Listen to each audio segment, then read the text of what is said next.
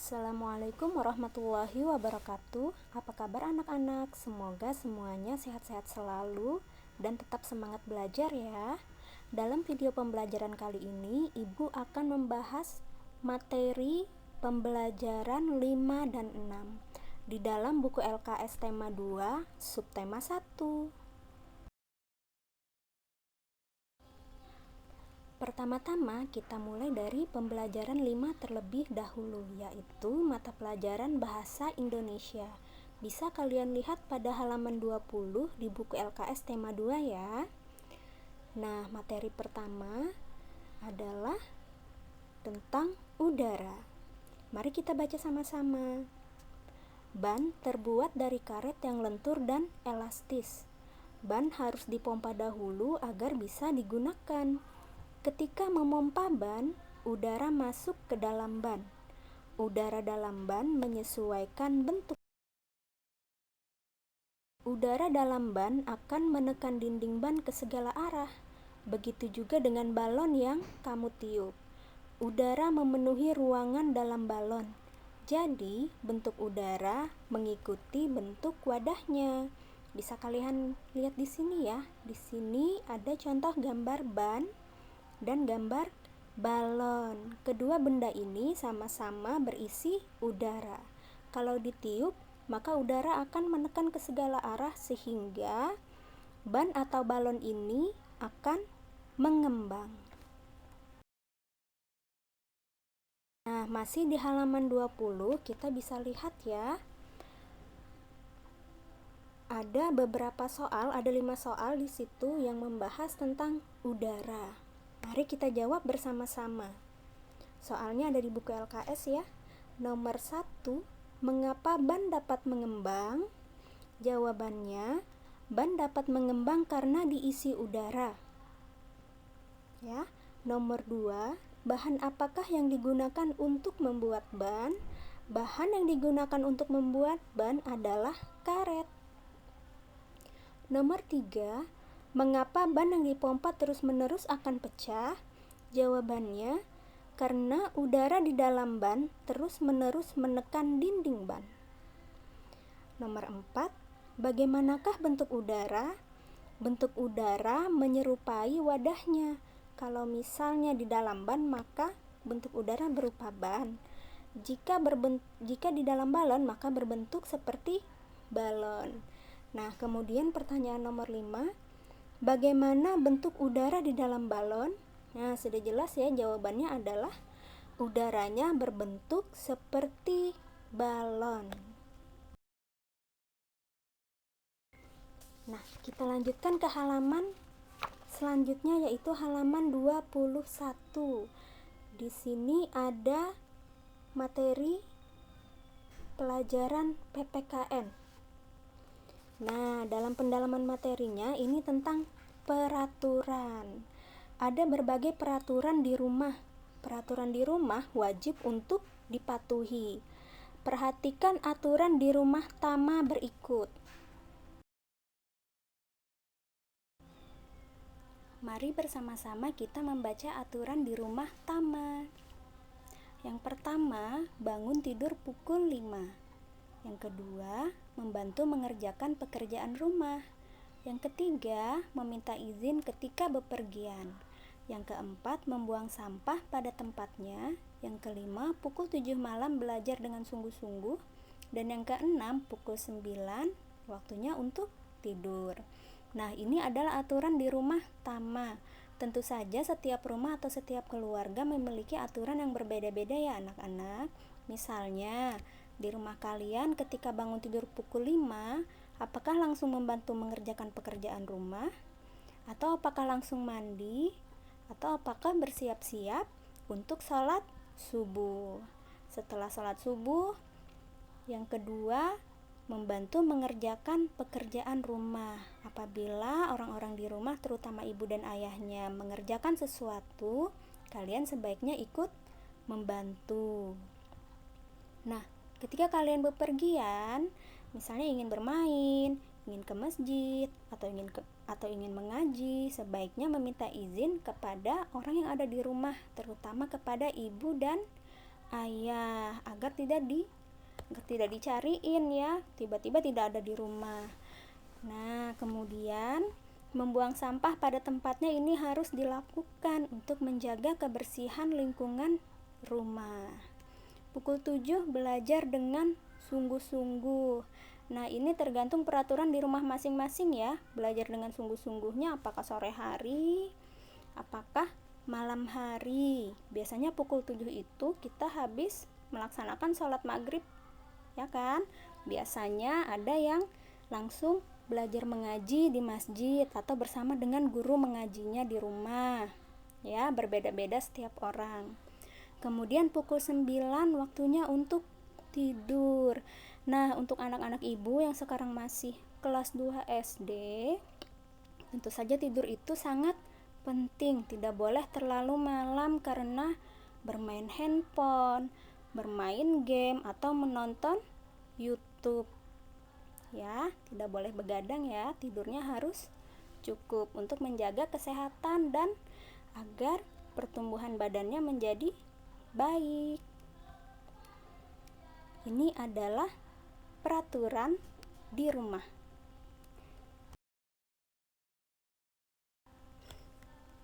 Baiklah, sekarang kita lanjutkan ke pembelajaran 6. Bisa kalian lihat di halaman 23 di buku LKS tema 2-nya ya. Ada pembelajaran bahasa Indonesia, yaitu mengenal wujud benda. Mari kita baca sama-sama. Wujud benda ada 3 macam. Ada benda padat, benda cair, dan gas. Benda padat memiliki bentuk dan berat yang tetap. Benda padat tidak bisa mengalir. Benda padat itu contohnya sendok, kursi, dan piring. Di sini ada gambarnya ya, ada contohnya.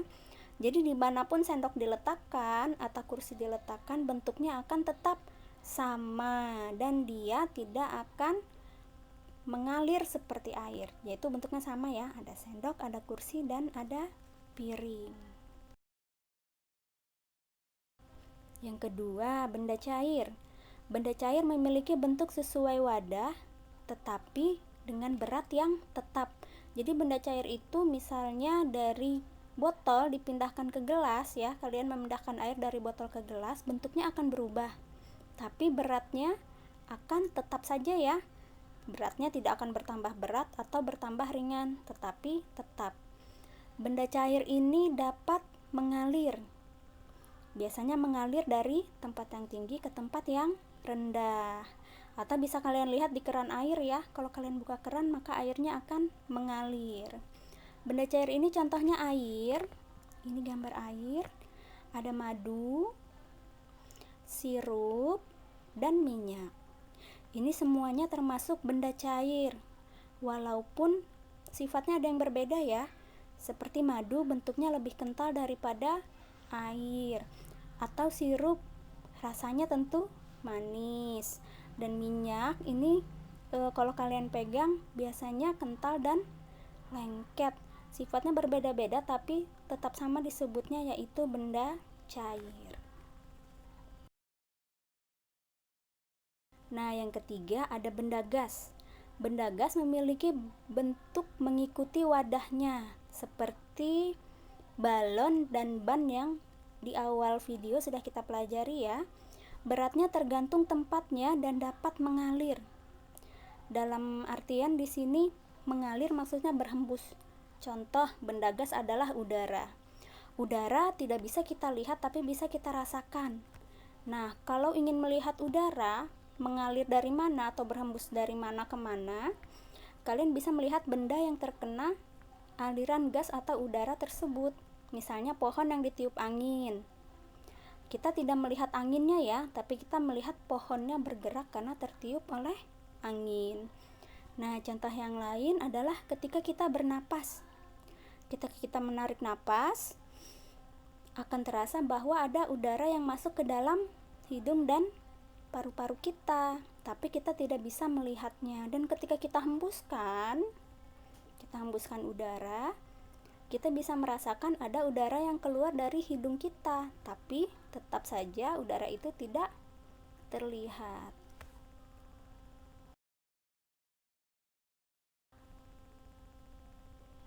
Nah, masih tentang bermacam-macam wujud benda, mari kita pahami makna dari kata-kata di bawah ini. Yang pertama, benda. Benda merupakan segala yang ada di dalam alam yang berwujud atau berjasad. Nah, maksudnya ini bisa kita sentuh dan bisa kita lihat atau bisa kita rasakan ya. Berupa zat misalnya air atau minyak. Yang kedua, zat. Arti dari zat adalah bahan yang merupakan pembentuk suatu benda. Misalnya kolam renang. Kolam renang kan benda ya. Zatnya yang membentuknya adalah air. Yang ketiga, cair.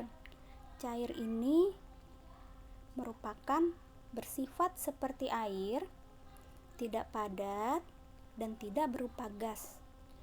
Benda cair juga tidak kental, tidak pekat, dan tidak beku, atau dalam kata lain encer, ya. Kalau sudah beku maka dia menjadi benda padat. Kita lanjutkan ke nomor 4. Padat. Kata padat artinya mempunyai isi dan bentuk yang tetap, yaitu tidak cair dan tidak berupa gas. Bentuknya tidak akan berubah ya. Yang kelima, gas. Gas adalah zat ringan yang sifatnya seperti udara. Nah, zatnya sangat ringan ya, seperti udara.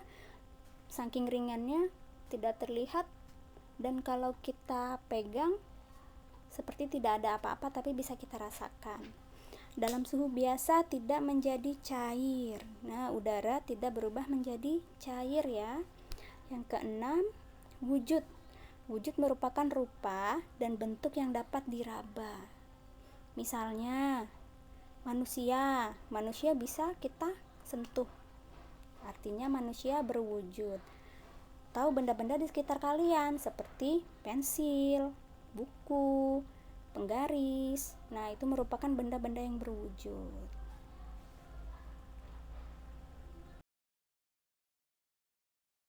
Nah, selanjutnya kita berganti ke pembelajaran PPKN. Bisa kalian lihat pada halaman 23. Di situ ada teks tentang akibat tidak memenuhi aturan. Mari kita baca bersama-sama.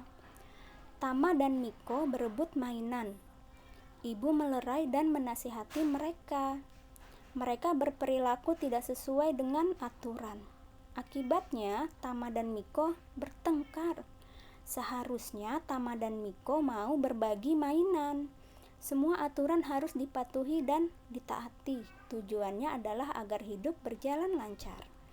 Nah, dari cerita Tama dan Miko kalian bisa mengambil pelajaran ya, bahwa kita tidak boleh bertengkar, apalagi berebut mainan. Kalau misalnya bermain bersama-sama ya, bergantian atau saling berbagi mainan. Kalau mainannya hanya satu, tetap bisa dimainkan bersama-sama, yaitu dengan cara bergantian.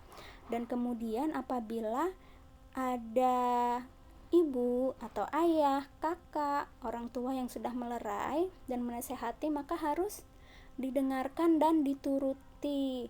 Jangan ketika dilerai atau dinasehati malah tambah bertengkar, tidak boleh ya. Semua aturan itu harus kita patuhi dan ditaati.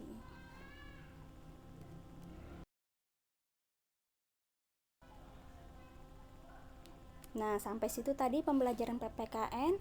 Kita lanjutkan ke materi matematika halaman 24. Masih tentang penjumlahan berulang ya. Di situ ada soal, contoh soal. Santi mempunyai 4 kotak mainan. Setiap kotak berisi 5 boneka. Berapa banyak boneka Santi seluruhnya? Mari kita bahas bersama-sama. Nah, ini gambar dari soal yang tadi ya.